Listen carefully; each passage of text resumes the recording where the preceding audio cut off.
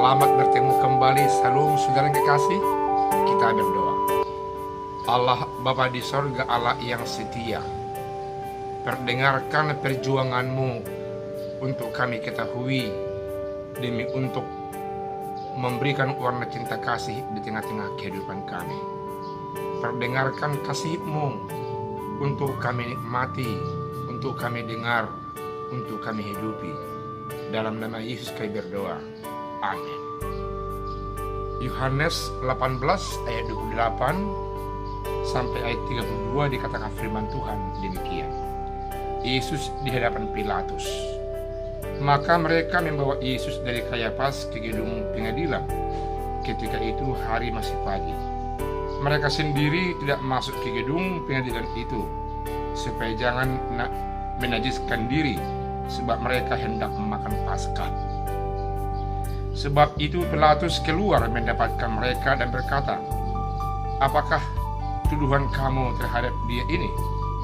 Jawab mereka kepadanya, "Jikalau ia bukan seorang penjahat, kami tidak menyerahkannya kepada kamu." Kata Pilatus kepada mereka, "Ambillah dia dan hakimilah dia menurut hukum Tauratmu." Kata orang-orang Yahudi itu, "Kami tidak diperbolehkan membunuh seseorang." Demikian hendaknya supaya genaplah firman Yesus yang dikatakannya, untuk menyatakan bagaimana caranya dia akan mati. Demikian firman Tuhan. Saudaraku yang kekasih, di kalangan imam-imam besar, Yesus memang sudah stigma, dihakimi, diputuskan sebagai seorang penghujat Allah, karena dia mengatakan dia anak Allah. Dan itu sangat bertentangan dengan paham keyahudian, sehingga di kalangan imam dia ini harus betul-betul dibunuh. Yang menjadi persoalan buat mereka, siapa yang mau mengeksekusi dan membunuhnya, karena hukum Taurat melarang untuk membunuh. Karena itu mereka mencoba melemparkan persoalan ini kepada hakim negara, tidak dalam persoalan keagamaan lagi. Lalu mereka menghantarkannya kepada hakim Pilatus. Lalu Pilatus menemui mereka di luar dari gedung pengadilan itu. Mereka tidak mau masuk. Mereka takut rencana mereka untuk merayakan Paskah jadi cacat hukum begitu, ter-IP begitu, karena demikian peraturan mereka. Lalu Pilatus mengatakan, "Apa kejahatan yang kamu temukan dalam pribadi yang bersangkutan ini?" Menunjuk Yesus. Dengan singkat, golongan Kayafas, golongan imam mengatakan bahwa kami tidak akan menghantarkan dia kepadamu kalau dia bukan seorang penjahat. Luar biasa pandainya, hebatnya argumentasi mereka untuk menangkis apa yang dipikirkan dari Pilatus. Karena Pilatus pada kakaknya juga tidak berkenan untuk menghakimi Yesus sebagai penjahat, tidak berkenan untuk menjatuhkan hukum kepada Yesus karena tidak ada hukum yang bisa menyentuh dia. Lalu Pilatus mengatakan, "Jatuhi dia hukuman dengan hukuman keyahudian."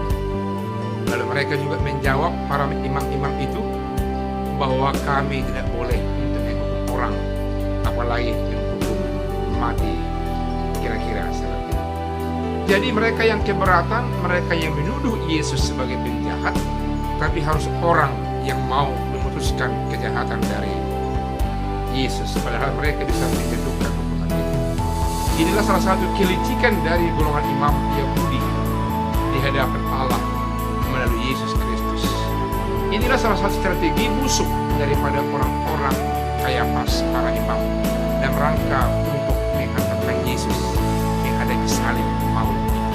Saudaraku yang kekasih, boleh kita katakan Yesus dipimpongkan, dan mereka yang memiliki kekuatan, memiliki hukum itu untuk menjatuhi hukuman kepada Yesus saling menangkis, karena mereka melihat juga bagaimana jumlah orang yang sudah percaya menerima Yesus sebagai Tuhan, sebagai Mesias ketika itu, sehingga mereka berupaya untuk menghindarkan diri dari ancaman juga kepada mereka kalau mereka mau memutuskan hukum.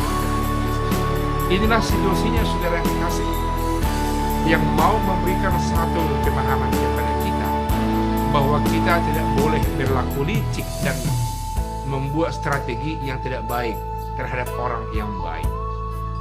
Kita tidak boleh menjadi pelaku-pelaku yang tidak baik kepada orang untuk orang menghadapi sesuatu yang tidak baik. Hal itu adalah perilaku yang tidak berkenan kepada Allah Bapa di sorga. Hal itu hal yang sangat buruk di hadapan sesama manusia. Fitnah namanya, pembunuh darah dingin namanya, dan itu tidak dikehendaki oleh sesama manusia dan tidak dikehendaki oleh Allah Bapa di sorga dan siapapun di tengah-tengah dunia. Karena itu berusahalah tetap baik, berusahalah senantiasa membawa damai sejahtera, berusahalah membawa kedamaian, kebenaran di tengah-tengah dunia ini, agar sungguh-sungguh kita memperlihatkan sukacita yang dari Allah. Karena itu yang dirindukan oleh Tuhan dari kehidupan kita. Amin. Kita berdoa. Terima kasih Tuhan atas sabdamu yang mengingatkan kami, agar kami tidak memiliki cara berpikir dan langkah-langkah yang picik demi untuk menjebloskan sesama kami manusia ke penjara, ke penderitaan atau apapun itu Tuhan yang tidak berkenan di hadapan-Mu dan di hadapan sesama manusia.